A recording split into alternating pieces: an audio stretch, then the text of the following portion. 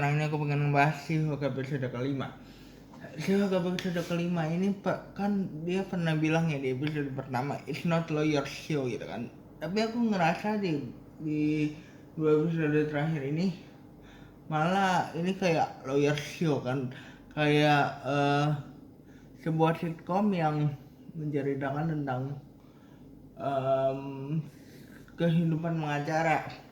Oke, dia pernah bilang di salah satu jokesnya bahwa dia tidak ingin menjadi seorang superhero. Tapi apakah ini bukan film superhero seperti biasanya ya? Maaf aku langsung kritik ya.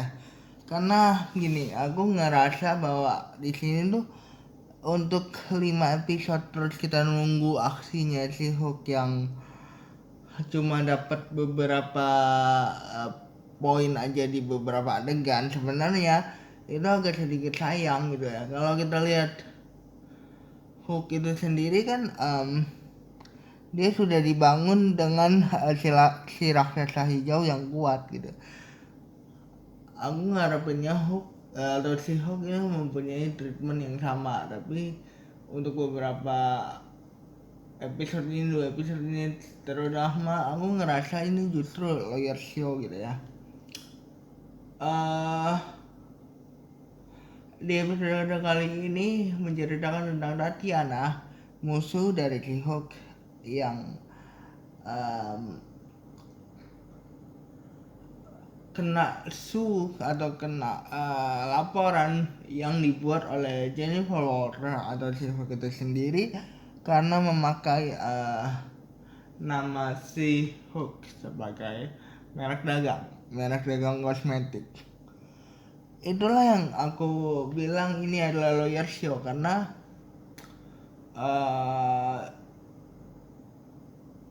pelaporan di sini sebenarnya menjadi satu hal yang krusial. Maksudnya gini, ketika kita ngomongin pelaporan yang dibuat di setiap episode gitu sebenarnya ya, aku ngerasa bahwa ini jadi lawyer show gara-gara itu gitu ya. Si Jim Follower pun melaporkan Tatiana memakai nama She-Hulk karena dijadiin merek dagang gitu ya. Karena menurutku nggak make sense gitu, karena menurut aku dia kan sempat menolak julukan She-Hulk itu gitu ya.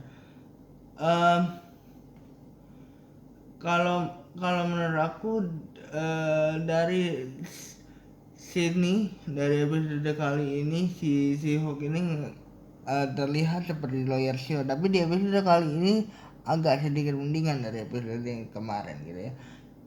Episode yang hari ini tuh kita mulai diberitahu bahwa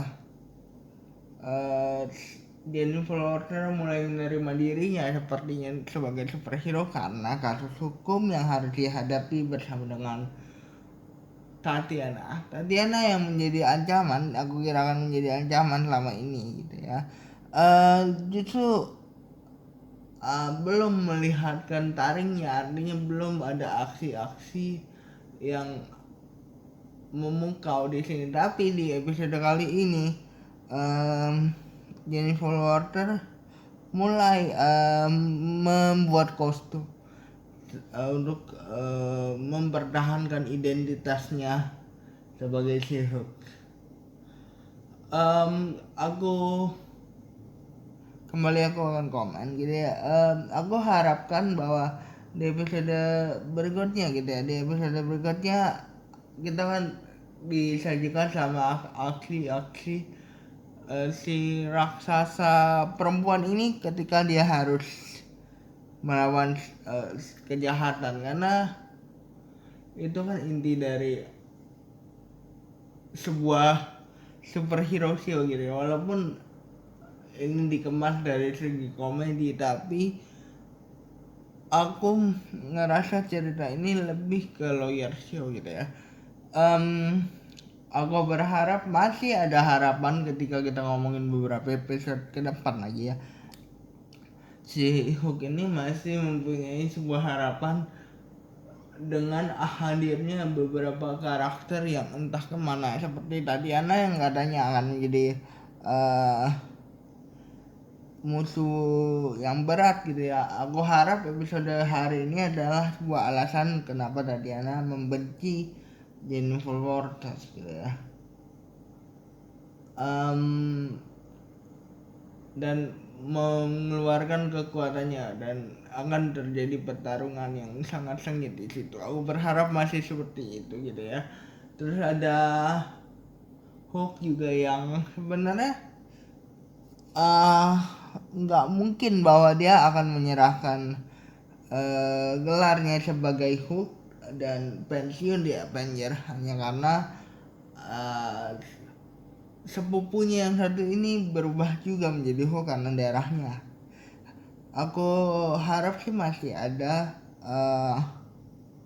poin-poin atau alasan-alasan mengapa Hulk pantas untuk pensiun. Atau Dr. Bruce Banner yang sekarang sudah menjadi Profesor Hulk itu kan masih di luar angkasa nih, kita nggak tahu ngapain gitu ya. Setelah aku berharap kalau misalnya dia beneran mau pensiun, setelah dia balik dari angkasa, dia akan menyerahkan title-nya sebagai Hulk ke Jennifer Lawrence dengan alasan yang benar-benar menjadi alasan yang pas sebagai pengganti atau pemegang legasi baru dari Hulk itu sendiri. Karena sampai sekarang jujur sebenarnya masih banyak potensi yang harusnya bisa dikembangkan gitu. Aku tahu ini origin, tapi maksudnya apakah ini akan full origin atau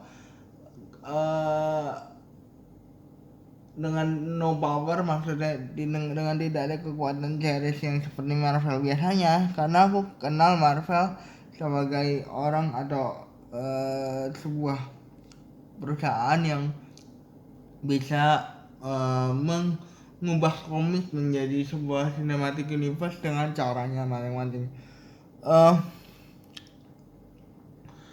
Aku juga masih berpotensi banget dari lihat potensi dari adanya Abomination di sini. Nggak mungkin Abomination menjadi sebuah cameo yang sia-sia hanya di 2 episode pertama gitu ya.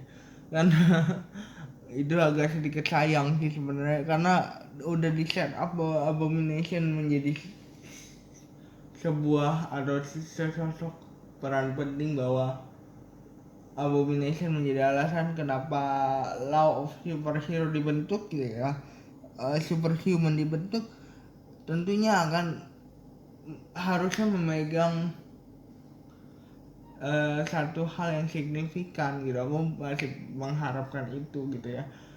Dengan a few episode more again setelah ini gitu ya, mudah-mudahan aku bisa melihat aksinya Hulk sih, atau si Hulk di sini sebagai seorang superhero. Karena aku lihat di sini dia sudah mulai mempersiapkan dan memulai menerima bahwa dirinya harus menjadi seorang superhero yang menolong seseorang. Itu sih yang aku bisa bahas dari episode ke 5 dari She-Hulk. Maaf aku harus ngomong apa adanya karena aku adalah orang yang akan memberikan honest review. Jadi jangan lupa like, comment, dan subscribe. Bye guys.